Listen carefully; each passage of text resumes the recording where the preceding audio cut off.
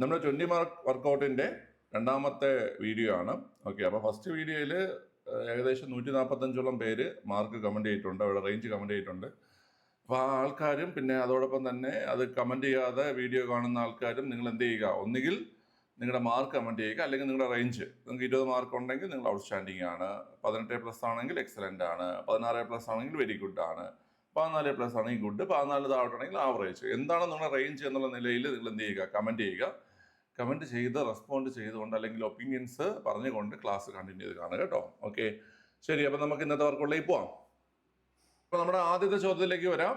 സ്വാതന്ത്ര്യാനന്തരം ബഹിരാകാശ ഗവേഷണ രംഗത്ത് ഇന്ത്യയുടെ പര്യവേഷണങ്ങളെ പറ്റിയുള്ള ശരിയായ പ്രസ്താവനകൾ ഏത് എന്നാണ് ചോദ്യം. ഒന്നാമത്തെ പ്രസ്താവന നോക്കാം. 1962 ഇന്ത്യൻ ബഹിരാകാശ ഗവേഷണ സമിതി അത് ഫോം ചെയ്തു എന്നാണ് പറയുന്നത്. ശരിയാണ്. ഇതിനാണ് നമ്മൾ ഇൻഗോസ്പാർ എന്ന് പറയുന്നത്. ഇൻഗോസ്പാർ നിങ്ങൾ ചിലപ്പോൾ ഇങ്ങനെയൊക്കെ ചോദിക്കുന്നത്, ഇൻഗോസ്പാർ ആരംഭിച്ച വർഷം 1962.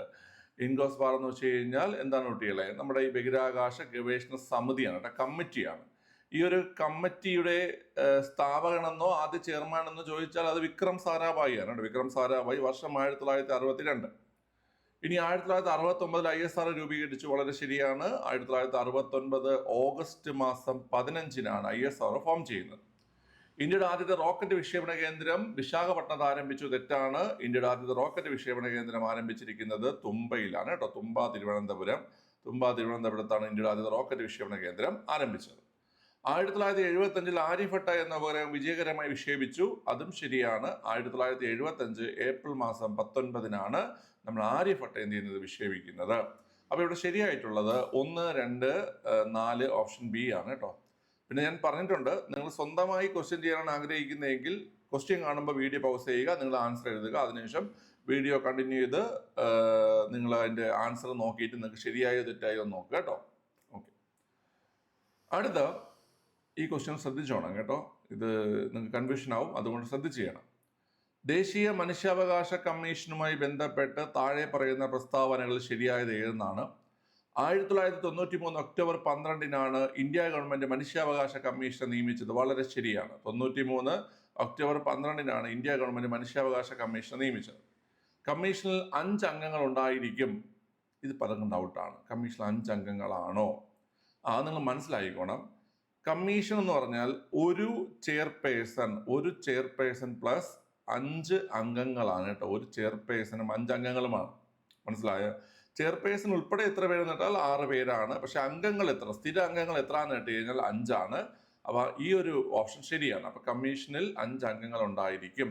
അതായത് ഒരു ചെയർപേഴ്സണും 5 അംഗങ്ങളും കേട്ടോ. ഈ ഒരു സ്റ്റേറ്റ്മെന്റ് ശരിയായി എടുത്തു. അതുകൊണ്ടാണ് ഞാനത് എക്സ്പ്ലെയിൻ ചെയ്ത് തന്നത്, എന്തുകൊണ്ടത് ശരിയായി എടുത്തു എന്നുള്ള കാര്യം.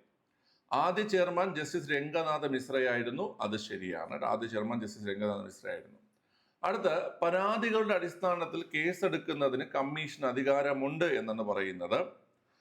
പരാതികളുടെ അടിസ്ഥാനത്തിൽ, അതായത് പരാതിയോടെയോ അല്ലെങ്കിൽ പരാതി ലഭിക്കാതെ തന്നെ സ്വമേധയാ അന്വേഷണം പ്രഖ്യാപിക്കാൻ കമ്മീഷൻ അധികാരമുണ്ട്. അതായത് അന്വേഷണം നടത്താനും വിചാരണ നടത്താനും, അതായത് ഈ ഒരു കേസുമായി ബന്ധപ്പെട്ട ആൾക്കാരെ വിളിച്ചു വരുത്തി മൊഴിയെടുക്കാനും ഒക്കെ കമ്മീഷൻ അധികാരമുണ്ട്. പക്ഷെ കേസെടുക്കുന്നതിന് കമ്മീഷൻ അധികാരമില്ല. കേസെടുക്കാൻ നിർദ്ദേശിക്കാൻ പറ്റും. ഓക്കെ അല്ലേ? കേസെടുക്കാൻ നിർദ്ദേശിക്കാൻ പറ്റും. അപ്പം അന്വേഷണം നടത്താം, വിചാരണ നടത്താം. കേസെടുക്കാനോ അല്ലെങ്കിൽ ശിക്ഷിക്കാനോ ഉള്ള അധികാരം കമ്മീഷനില്ല. അപ്പോൾ ഈ 4ാമത്തെ സ്റ്റേറ്റ്മെന്റ് തെറ്റാണ്. സോ ഇവിടെ ആൻസർ വരുന്നത് ഓപ്ഷൻ സി ആണ്. 1, 2, 3 പ്രസ്താവന ശരിയാണ്, 4 തെറ്റാണ്. ഇത് വായിച്ച് മനസ്സിലോണം കേട്ടോ. ക്വസ്റ്റ്യൻ ആദ്യം നിങ്ങൾക്ക് ചെയ്യുമ്പോൾ ഈ 2ാമത്തെ സ്റ്റേറ്റ്മെന്റ് ഒക്കെ തെറ്റായിട്ട് തോന്നും. പക്ഷെ PSC ഇവിടെ ആൻസർ എടുത്തിരിക്കുന്നത് ഓപ്ഷൻ സി ആണ്. അതുകൊണ്ടാണ് അതിന്റെ എക്സ്പ്ലനേഷൻ എങ്ങനെയെന്നുള്ള കാര്യം ഞാൻ പറഞ്ഞു തന്നിട്ടുള്ളത് കേട്ടോ. ഓക്കെ അല്ലേ? മനസ്സിലായല്ലോ? ശരി. ക്വസ്റ്റ്യൻ കോഡ് ഈ ക്വസ്റ്റ്യൻ്റെ കോഡ് ഞാൻ നമ്മുടെ വീഡിയോ ഡിസ്ക്രിപ്ഷനിൽ ഇട്ടിട്ടുണ്ടാവും കേട്ടോ, അല്ലെങ്കിൽ വീഡിയോയുടെ പേരിലുണ്ടാവും കേട്ടോ, നോക്കിക്കൊണ്ടാൽ മതി. അപ്പോൾ അതിൻ്റെ ആൻസറൊക്കെ നിങ്ങൾക്ക് ചെക്ക് ചെയ്യാമല്ലോ. ഓപ്ഷൻ സി ആണ് ആൻസർ കേട്ടോ. അടുത്ത, 6 വയസ്സിനും 14 വയസ്സിനും ഇടയിൽ പ്രായമുള്ള കുട്ടികൾക്ക് വിദ്യാഭ്യാസം ലഭിക്കുന്നതിനുള്ള സൗകര്യം ഒരുക്കേണ്ടത് രക്ഷിതാക്കളുടെ കടമയാണ് എന്നത് മൗലിക കടമകളുടെ പട്ടികയിൽ ഉൾപ്പെടുത്തിയ ഭേദഗതി ഏതെന്നാണ് ചോദ്യം.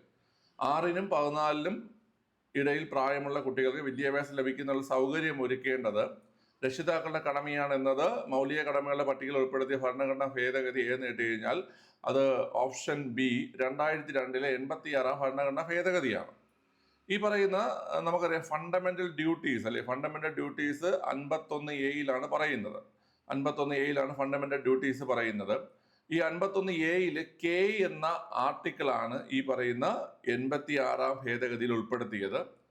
അത് 11ാമത്തെ മൗലിക കടമയാണ് കേട്ടോ. 11ാമത്തെ മൗലിക കടമയായിട്ടാണ് ഉൾപ്പെടുത്തിയത്. 11ാമത്തെ മൗലിക കടമയായിട്ടാണ് ഉൾപ്പെടുത്തിയ വർഷം 2002 86 ഭേദഗതി.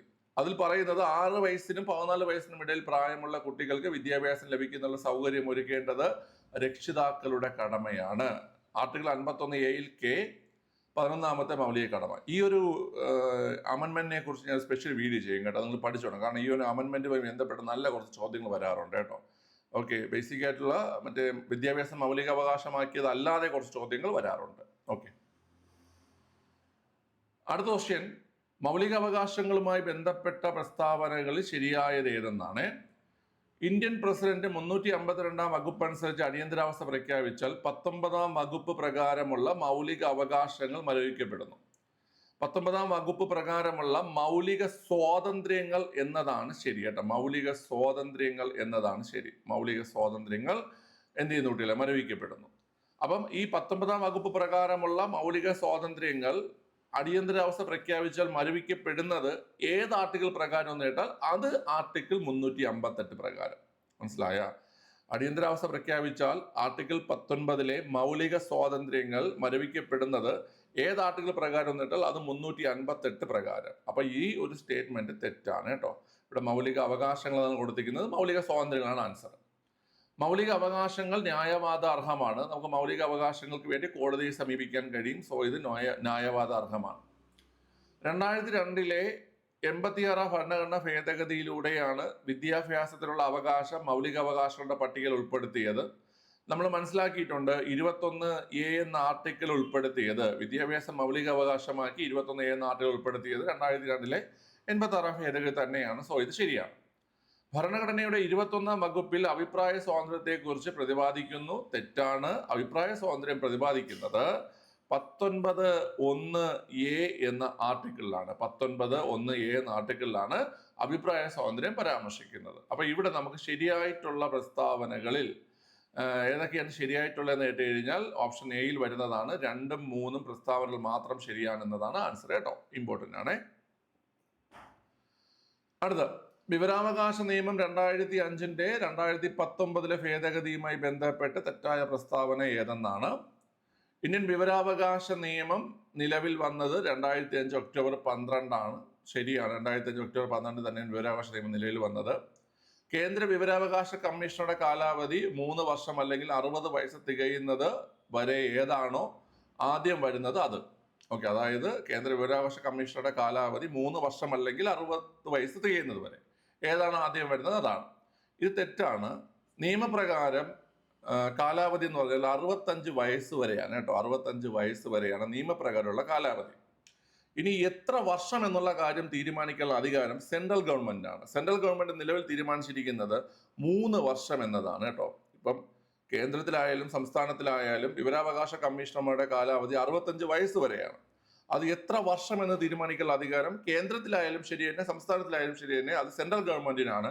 സെൻട്രൽ ഗവൺമെന്റ് നിലവിൽ തീരുമാനിച്ചിരിക്കുന്നത് 3 വർഷം എന്നാണ് കേട്ടോ. പ്രധാനമന്ത്രി ചെയർമാനായ സെലക്ഷൻ കമ്മിറ്റി നാമനിർദ്ദേശം ചെയ്യുന്ന വ്യക്തിയെയാണ് പ്രസിഡന്റ് കേന്ദ്ര വിവരാവകാശ കമ്മീഷണറായി നിയമിക്കുന്നത്. അത് ശരിയാണ് കേട്ടോ. ഞാൻ ഈ വിവരാവകാശ കമ്മീഷനെ കുറിച്ചൊരു ക്ലാസ് ഇട്ടിട്ടുണ്ട് കേട്ടോ. നിങ്ങളത് കണ്ടു കഴിഞ്ഞാൽ നിങ്ങൾക്ക് വിവരാവകാശ കമ്മീഷനുമായി ബന്ധപ്പെട്ടുള്ള എല്ലാ ഏരിയയും കവറായി കിട്ടും അതിൽ. ഓക്കെ, വിവരാവകാശ നിയമത്തിന്റെ പരിപാലനം നിരീക്ഷിക്കുക, സർക്കാർ വകുപ്പുകളിൽ പബ്ലിക് വിവരങ്ങൾ ലഭ്യമാക്കുന്നത് ഉറപ്പിക്കൽ എന്നിവയാണ് കേന്ദ്ര വിവരാവകാശ കമ്മീഷണറുടെ മുഖ്യ ചുമതലകൾ. വിവരാവകാശ നിയമത്തിന്റെ പരിപാലനം നിരീക്ഷിക്കുക, സർക്കാർ വകുപ്പുകളിൽ പബ്ലിക് വിവരങ്ങൾ ലഭ്യമാക്കുന്ന ഉറപ്പിക്കൽ എന്നിവയാണ് കേന്ദ്ര വിവരാവകാശ കമ്മീഷണറുടെ മുഖ്യ ചുമതലകൾ. വളരെ ശരിയാണ്. അറിയാത്തവരുണ്ടെങ്കിൽ എഴുതി പഠിക്കുക. അപ്പോൾ ഇവിടെ 1, 3, 4 അപ്പൊ ഇതൊക്കെ ശരിയാണ്. തെറ്റായിട്ടുള്ളതാണ് നമുക്ക് വേണ്ടത്. തെറ്റായ പ്രസ്താവന ഓപ്ഷൻ ബി ആണ്. 2 മാത്രമാണ് തെറ്റായ പ്രസ്താവനയായിട്ടുള്ളത്. ഓപ്ഷൻ ബിയുടെ ആൻസർ ആയിട്ട് വരും. അടുത്ത, ഇന്ത്യൻ ഭരണഘടനയിൽ പ്രതിപാദിക്കുന്ന സ്വകാര്യ സ്വത്തവകാശവുമായി ബന്ധപ്പെട്ട ശരിയായ പ്രസ്താവനകൾ കണ്ടെത്തുക എന്നാണ്. സ്വകാര്യ സ്വത്തവകാശം മൗലിക അവകാശങ്ങളുടെ പട്ടികയിൽ നിന്ന് ഒഴിവാക്കിയത് ഇന്ദിരാഗാന്ധി പ്രധാനമന്ത്രിയായ കാലയളവിലാണ്. തെറ്റാണ്.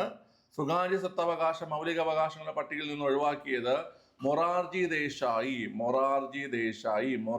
ദേശായി പ്രധാനമന്ത്രിയായിരുന്ന കാലയളവിലാണ്. 1978 44-ാം ഭരണഘടനാ ഭേദഗതിയിലൂടെയാണ് സ്വകാര്യ സ്വത്തവകാശം മൗലിക അവകാശ പട്ടികയിൽ നിന്ന് നീക്കം ചെയ്തത്. വളരെ ശരിയാണ്. നിലവിൽ ഭരണഘടനയുടെ 300A വകുപ്പിലാണ് സ്വകാര്യ സ്വത്തവകാശത്തെ കുറിച്ച് പറയുന്നത്. അതും ശരിയാണ്. അപ്പൊ 77 44-ാം ഭേദഗതി, ആ സമയത്ത് മൊറാർജി ദേശായി ആയിരുന്നു പ്രധാനമന്ത്രി, ജനതാ ഗവൺമെന്റ് ആയിരുന്നു ഭരണം നടത്തിയിരുന്നത്. ആർട്ടിക്കിൾ 31 പറഞ്ഞിരുന്ന സ്വകാര്യ സ്വത്തവകാശത്തെ അവിടെ നിന്ന് നീക്കം ചെയ്യുകയും അതൊരു നിയമ അവകാശമായി 300A എന്ന ആർട്ടിക്കിൾ ഉൾപ്പെടുത്തുകയും ചെയ്തു. അപ്പൊ ഇവിടെ ശരിയായിട്ടുള്ള പ്രസ്താവനകൾ ഓപ്ഷൻ ഡിയിൽ വരുന്നു. 2ഉം 3ഉം മാത്രം ശരിയെന്നാണ്. മറക്കരുത്, മൊറാർജി ദേശായിയാണ് സ്വത്തവകാശത്തെ മാറ്റം ചെയ്ത പ്രധാനമന്ത്രി കേട്ടോ. ഓക്കെ. ജനഗണമന ഇന്ത്യയുടെ ദേശീയ ഗാനമായി അംഗീകരിച്ചതെന്ന്. ഇപ്പൊ ജനഗണമനയാണ് നമ്മുടെ ദേശീയ ഗാനം അല്ലെങ്കിൽ നാഷണൽ ആന്തം. അതുപോലെ വന്ദേ മാതരമാണ് നമ്മുടെ ദേശീയ ഗീതം അല്ലെങ്കിൽ നാഷണൽ സോങ്. ഈ രണ്ടിനെയും അംഗീകരിക്കുന്നത് 1950 ജനുവരി 24-നാണ്. ഓപ്ഷൻ സി ആണ് ആൻസർ. 1950 ജനുവരി 24-നാണ് ഈ ഒരു പ്രഖ്യാപനം നടത്തിയത് ഡോക്ടർ രാജേന്ദ്ര പ്രസാദ് ആണ്. നമ്മുടെ കോൺസ്റ്റിറ്റ്യൂന്റ് അസംബ്ലിയുടെ ചെയർമാനായിട്ടുള്ള അധ്യക്ഷനായിട്ടുള്ള ഡോക്ടർ രാജേന്ദ്ര പ്രസാദ് ആണ് ഈ ഒരു പ്രഖ്യാപനം നടത്തിയത് 1950 ജനുവരി 24. ഇന്ത്യൻ ഭരണഘടനയുടെ ഏത് വകുപ്പിലാണ് ദേശീയ പതാകയെ കുറിച്ച് പ്രതിപാദിക്കുന്നത്? ഓപ്ഷൻ എ 51A-യിൽ എ എന്ന വകുപ്പ്. ദേശീയ പതാകയും മറ്റും നമ്മൾ ആദരിക്കണമെന്നും അതിനെ നമ്മൾ മോശം ചെയ്യാൻ പാടില്ലെന്നൊക്കെ പറയുന്നത് ഏതിലാ കുട്ടികളെ? 51A-യിൽ എ എന്ന ആർട്ടിക്കിളിലാണ്. നമ്മുടെ കടമയാണത്. നമ്മുടെ കടമ എന്ന് പറയുന്നുണ്ട് 51A-യിൽ എ എന്ന വകുപ്പിൽ. നിങ്ങൾക്ക് ഈ മൗലിക കടമകൾ അറിഞ്ഞുണ്ടെങ്കിൽ നിങ്ങൾ ജസ്റ്റ് സ്മാർട്ട് PSC മൗലിക കടമകൾ എന്ന് അടിച്ചു നോക്കി കഴിഞ്ഞാൽ അതിനൊരു ക്ലാസ് കാണാൻ പറ്റും. ആ ക്ലാസ്സിൽ നമ്മൾ മൗലിക കടമകൾ 11 എങ്ങനെ ഓർത്തിരിക്കാം എന്നുള്ളൊരു രീതിയിലൊരു വീഡിയോ ചെയ്തിട്ടുണ്ട്. അത് കണ്ടാൽ നിങ്ങൾക്ക് മൗലിക കടമകൾ പഠിക്കാൻ കഴിയുന്നതാണ്. ഓക്കെ. അടുത്ത, ഇന്ത്യയുടെ ദേശീയ ഗീതമായ വന്ദേ മാതരം ആദ്യമായി പൊതുവേദിയിൽ പാടിയത് ഇന്ത്യൻ നാഷണൽ കോൺഗ്രസിന്റെ ഏത് സമ്മേളനത്തിൽ വെച്ചിട്ടാണ്? വന്ദേ മാതരം ആദ്യമായി ഒരു പൊതുവേദിയിൽ പാടുന്നത് 1896-ലെ കൽക്കത്ത സമ്മേളനത്തിൽ വെച്ചാണ്. 1896-ലെ കൽക്കത്ത സമ്മേളനത്തിൽ അധ്യക്ഷൻ റഹ്മത്തുള്ള സയാനി, കുട്ടികളെ റഹ്മത്തുള്ള സയാനി ആയിരുന്നു അധ്യക്ഷൻ. ഈ ഗാനം പാടുന്നത്, ദേശീയ ഗീതമായ വന്ദേ മാതരം ആദ്യമായി പാടുന്നത് രവീന്ദ്രനാഥ ടാഗോർ ആണ്.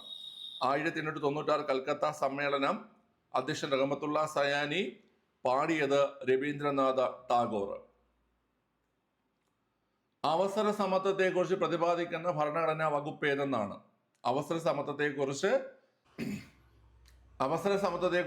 പ്രതിപാദിക്കുന്നത് ആർട്ടിക്കിൾ 16-ലാണെന്നുള്ള കാര്യം ഓർത്തിരിക്കുക. വളരെ ഇമ്പോർട്ടൻ്റ് ആണ് കേട്ടോ. ഓക്കെ. ഈ 15ഉം 16-ലും കുറച്ച് ഇമ്പോർട്ടൻ്റ് ഏരിയസ് പഠിക്കാറുണ്ട്. ഞാൻ അത് രണ്ടും മാത്രമായിട്ടൊരു സ്പെഷ്യൽ ക്ലാസ് ഇടാം കേട്ടോ. നിങ്ങൾ ഇതൊക്കെ ഓൾമോസ്റ്റ് പലയിടത്തായിട്ട് കിടപ്പുണ്ട് ക്ലാസ്സുകൾ ചാനലിൽ, പക്ഷെ അത് എല്ലാം കൂടെ മിക്സായി കിടക്കുന്നത്. കാരണം കുറച്ച് ഇമ്പോർട്ടൻറ്റ് ചോദ്യങ്ങൾ ചോദിക്കുന്നുണ്ട് അതിൽ നിന്നൊക്കെ, നമ്മുടെ മറ്റേ EWS ഒക്കെ ആയിട്ട് ബന്ധപ്പെട്ടിട്ട്. അപ്പം അങ്ങനെയുള്ള കുറച്ച് കാര്യങ്ങൾ ഞാൻ സ്പെഷ്യൽ ക്ലാസ്സുകളായിട്ട് ഇടും കേട്ടോ. അത് നിങ്ങൾ കണ്ട് പഠിച്ചോണേ. ഇന്ത്യയുടെ ദേശീയ ചിഹ്നവുമായി ബന്ധപ്പെട്ട തെറ്റായ പ്രസ്താവന എന്നാണ് ചോദ്യം. സത്യമേവ ജയത എന്ന് മുണ്ടക ഉപനിഷത്തിൽ നിന്നെടുത്ത മുദ്രാവാക്യം ദേശീയ ചിഹ്നത്തിന്റെ അടിഭാഗത്ത് ആലേഖനം ചെയ്തിരിക്കുന്നു. അപ്പം നമ്മുടെ ദേശീയ ചിഹ്നം അല്ലെങ്കിൽ സിംഹമുദ്ര, അപ്പോൾ അതിൽ ആലേഖനം ചെയ്തിരിക്കുന്ന വാക്യമാണ് സത്യമേവ ജയത അല്ലെങ്കിൽ സത്യം എല്ലായ്പ്പോഴും വിജയിക്കട്ടെ. അപ്പോൾ അത് എവിടെ നിന്ന് എടുത്തു എന്ന് കേട്ടാൽ മുണ്ടകോപനിഷത്തിൽ നിന്നാണ് എടുത്തിരിക്കുന്നത്. സിംഹം, കാള, കുതിര, ആന എന്നീ മൃഗങ്ങളുടെ രൂപങ്ങൾ ദേശീയ ചിഹ്നത്തിലുണ്ട്. ശരിയാണ്. ടോട്ടൽ 8 രൂപങ്ങളുണ്ട് മൃഗങ്ങളുടെ. അതിൽ 5 സിംഹങ്ങളുണ്ട്. 5 സിംഹങ്ങൾ, പിന്നെ ഒരു കാള, ഒരു കുതിര, ഒരു ആന. അങ്ങനെ ടോട്ടൽ 8 മൃഗങ്ങളുണ്ട്. 4 ടൈപ്പ് മൃഗങ്ങൾ, സിംഹം, കാള, കുതിര, ആന, അങ്ങനെ 4 ടൈപ്പായിട്ട് 8 മൃഗങ്ങൾ. 5 സിംഹവും ബാക്കി ഓരോന്നും ഓരോ തവണ വീതം. അടുത്ത 1947 ഓഗസ്റ്റ് 15-നാണ് ദേശീയ ചിഹ്നം ഔദ്യോഗികമായി അംഗീകരിച്ചത്. തെറ്റാണ്. ദേശീയ ചിഹ്നം ആദ്യമായി അംഗീകരിക്കുന്നത് എന്നാണോ നമ്മുടെ കോൺസ്റ്റിറ്റ്യൂഷൻ നിലവിൽ വന്നത് അതേ തീയതിയിലാണ്. 1950 ജനുവരി മാസം 26-നാണ് അംഗീകരിക്കുന്നത്. സാരാനാഥിലെ അശോക സ്തംഭത്തിലെ സിംഹതോരണമാണ് ഇന്ത്യയുടെ ദേശീയ ചിഹ്നമായി സ്വീകരിച്ചത്. അത് ശരിയാണ്. ഉത്തർപ്രദേശിലെ സാരാനാഥിലെ സിംഹതോരണമാണ്, അശോക സ്തംഭത്തിലെ സിംഹതോരണമാണ് ഇന്ത്യയുടെ ദേശീയ ചിഹ്നമായി സ്വീകരിച്ചത്. അപ്പോൾ ഇവിടെ നമുക്ക് തെറ്റായ പ്രസ്താവന ഓപ്ഷൻ സി 3 മാത്രമാണ് തെറ്റായ പ്രസ്താവന. ഡേറ്റ് മാത്രമേ തെറ്റിയിട്ടുള്ളൂ. 1950 ജനുവരി 26. അടുത്ത ക്വസ്റ്റ്യൻ, കേരളത്തിന്റെ ഗവർണറായ ആദ്യ മലയാളി വി വിശ്വനാഥനാണ്. ഏറ്റവും കൂടുതൽ കാലം കേരള ഗവർണറായ വ്യക്തിയും ആരാണ് കുട്ടികളെ? വി വിശ്വനാഥനാണ്. എന്നാൽ ഗവർണറായ ആദ്യ മലയാളി എന്ന് ചോദിക്കുകയാണെങ്കിൽ അത് വി പി മേനോനാണ്. വി പി മേനോനാണ് ഗവർണറായ ആദ്യ മലയാളി. വി പി മേനോനാണ്. 1951 ഒഡീഷയുടെ ഗവർണറാണ് ആയത്. ഓക്കെ അല്ലേ? അപ്പൊ ഗവർണറായ ആദ്യ മലയാളി വി പി മേനോനും കേരളത്തിൽ ഗവർണറായ ആദ്യ മലയാളി വി വിശ്വനാഥനുമാണ്. ഇനി ഗവർണറായ ആദ്യ മലയാളി വനിത ആരെന്ന് കേട്ട് കഴിഞ്ഞാൽ അത് ഫാത്തിമ ബീവിയാണ് കേട്ടോ. ഫാത്തിമ ബീവിയാണ് ഗവർണറായ ആദ്യ മലയാളി വനിത. 1997 തമിഴ്നാടിന്റെ ഗവർണറായിട്ടാണ് ഫാത്തിമ ബീവി മാറിയത്. അപ്പൊ ഈ ചോദ്യങ്ങൾ മാറിപ്പോണ്ട. കേരളത്തിന്റെ ഗവർണറായ ആദ്യ മലയാളി വി വിശ്വനാഥൻ, ഗവർണറായ ആദ്യ മലയാളി വി പി മേനോൻ, 1951 ഒഡീഷ. ഇനി ഗവർണറായ ആദ്യ മലയാളി വനിത ഫാത്തിമ ബീവി, 1997 തമിഴ്നാട്. തിരുവിതാംകൂർ സർക്കാർ പണ്ടാരപ്പാട്ട വിളംബരം പുറപ്പെടുവിച്ച വർഷം ഏതെന്നാണ് ചോദ്യം. തിരുവിതാംകൂർ സർക്കാർ പണ്ടാരപ്പാട്ട വിളംബരം പുറപ്പെടുവിച്ചത് 1865 കേട്ടോ. ഈ വർഷം ഇമ്പോർട്ടന്റ് ആണ്. ആ സമയത്ത് ഭരണാധികാരി ആരെന്ന് ചോദിക്കാറുണ്ട്. അത് ആയില്യം തിരുനാളാണ് ഭരണാധികാരി കേട്ടോ. ആയില്യം തിരുനാളാണ് ആ സമയത്ത് ഭരണാധികാരി. ഓക്കെ. താഴെ പറയുന്നവയിൽ മലബാറിലെ സ്വാതന്ത്ര്യ സമരവുമായി ബന്ധമില്ലാത്ത സംഭവം ഏതെന്നാണ്? 1916 ആനി ബസന്റിന്റെ അധ്യക്ഷതയിൽ നടന്ന കോൺഗ്രസ് സമ്മേളനം ശരിയാണ്. അത് പാലക്കാട് മലബാറാണ് കേട്ടോ. മലബാറാണ്. കീഴറിയൂർ ബോംബ് കേസ് നമ്മുടെ ക്വിറ്റ് ഇന്ത്യ സമരവുമായി ബന്ധപ്പെട്ട് 1942 കോഴിക്കോട് ജില്ലയിൽ നടന്ന സംഭവമാണ് ഏത് കുട്ടികളെ? Keezhariyur bomb case. അപ്പൊ അതും മലബാറുമായി ബന്ധപ്പെട്ടതാണ്. മുഹമ്മദ് അബ്ദുറഹിമാന്റെ നേതൃത്വത്തിൽ നടന്ന ഉപ്പ് നിയമ ലംഘന സമരം, അതും ശരിയാണ്. അത് നടന്നത് കോഴിക്കോടാണ്. മുഹമ്മദ് അബ്ദുറഹിമാൻ കോഴിക്കോടാണ് ഉപ്പ് സത്യാഗ്രഹത്തിന് നേതൃത്വം കൊടുത്തത്. 1936 ഇലക്ട്രിസിറ്റി സമരം, അത് എന്തുമായി ബന്ധപ്പെട്ടതല്ല? മലബാറുമായി ബന്ധപ്പെട്ടതല്ല. ഇലക്ട്രിസിറ്റി സമരം നടന്നത് തൃശ്ശൂരിലാണ് കേട്ടോ. തൃശ്ശൂരിലാണ്. അതായത് കൊച്ചി നാട്ടുരാജ്യത്തിന്റെ ഭാഗമായിരുന്നു. അപ്പൊ ഇലക്ട്രിസിറ്റി സമരം നടന്നത് കൊച്ചി നാട്ടുരാജ്യത്തിലാണ്. അത് തൃശ്ശൂരിലാണ്. 1936 ഷൺമുഖം ചെട്ടി ദിവാനായിരുന്ന ഷൺമുഖം ചെട്ടിക്കെതിരെയായിരുന്നു ഈ പറയുന്ന ഒരു ഇലക്ട്രിസിറ്റി സമരം നടന്നത് കേട്ടോ. അടുത്ത 1932 നിവർത്തന പ്രക്ഷോഭവുമായി ബന്ധമില്ലാത്തത് ആരെന്നാണ് ചോദ്യം. നിവർത്തന പ്രക്ഷോഭം എന്ന് വെച്ച് കഴിഞ്ഞാല് തിരുവിതാംകൂർ നിയമനിർമ്മാണ സഭയിലും തിരുവിതാംകൂറിലെ സർക്കാർ ജോലികളിലും ഈഴവ, മുസ്ലിം, ക്രിസ്ത്യൻ സമുദായങ്ങൾക്ക് പരിഗണന നൽകണം അല്ലെങ്കിൽ സംവരണം നൽകണമെന്ന് ആവശ്യപ്പെട്ടുകൊണ്ട് കേരളത്തിൽ നടന്നൊരു പ്രക്ഷോഭമാണ് നിവർത്തന പ്രക്ഷോഭം. ആ നിവർത്തന പ്രക്ഷോഭത്തെ തുടർന്നാണ് 1936 കേരളത്തിൽ തിരുവിതാംകൂർ PSC എന്ത് ചെയ്തത്? ഫോം ചെയ്തത്. ഓക്കെ അല്ലേ? അതൊക്കെ നിങ്ങൾ പഠിച്ചിട്ടുണ്ടാകും. അപ്പൊ അതിന്റെ നേതാക്കൾ ആരൊക്കെ എന്ന് പറഞ്ഞാൽ NB ജോസഫ് നേതാവാണ്, PK കുഞ്ഞ് നേതാവാണ്, C കേശവൻ നേതാവാണ്. നിങ്ങൾ കേട്ടിട്ടുണ്ടാവും 1935 കോഴഞ്ചേരി പ്രസംഗം, പത്തനംതിട്ട ജില്ലയിലെ കോഴഞ്ചേരിയിൽ C കേശവൻ നടത്തിയ പ്രസംഗം എന്തിനായിരുന്നു എന്ന് കേട്ട് കഴിഞ്ഞാൽ നിവർത്തന പ്രക്ഷോഭവുമായി ബന്ധപ്പെട്ടതാണ്. എന്നാൽ K കേളപ്പൻ എന്ത് ചെയ്യുന്നില്ല? ഈ പറയുന്ന നിവർത്തന പ്രക്ഷോഭവുമായി ബന്ധപ്പെട്ടിട്ടില്ല. അപ്പോൾ ഓപ്ഷൻ ബി ആണ് ആൻസർ അല്ലേ? ഓപ്ഷൻ ബി ആണ് ആൻസർ. അദ്ദേഹം നായർ സമുദായവുമായി ബന്ധപ്പെട്ട് പ്രവർത്തനം നടത്തിയിരുന്ന വ്യക്തിയാണ്. ഏത് കോൺഗ്രസ് സമരത്തിന്റെ ഭാഗമായാണ് കേരളത്തിലെ ആദ്യത്തെ മഹിളാ സമ്മേളനം? കേരളത്തിലെ ആദ്യത്തെ മഹിളാ സമ്മേളനം ഓർത്തോണം 1931 വടകരയിൽ വെച്ചാണ് നടക്കുന്നത്. അപ്പൊ 1931 വടകര സമ്മേളനം. ഓക്കെ, അതാണ് കേരളത്തിലെ ആദ്യത്തെ മഹിളാ സമ്മേളനം. 31 വടകര സമ്മേളനം. ഓക്കെ. 1615 കേരളത്തിലെത്തി സാമൂതിരിയുമായി വ്യാപാര ഉടമ്പടി ഒപ്പുവെച്ച ഇംഗ്ലീഷ് ഈസ്റ്റ് ഇന്ത്യ കമ്പനി പ്രതിനിധി ആരായിരുന്നു? നല്ലൊരു ചോദ്യമാണ്. 1615 കേരളത്തിലെത്തി സാമൂതിരിയുമായി വ്യാപാര ഉടമ്പടി ഒപ്പുവെച്ച ഇംഗ്ലീഷ് ഈസ്റ്റ് ഇന്ത്യ കമ്പനി പ്രതിനിധി ആരായിരുന്നു കേട്ട് കഴിഞ്ഞാൽ വില്യം കീലിംഗ്. ഓപ്ഷൻ സി ആണ്, വില്യം കീലിംഗ് ആണ് ആൻസർ കേട്ടോ. ഓക്കെ.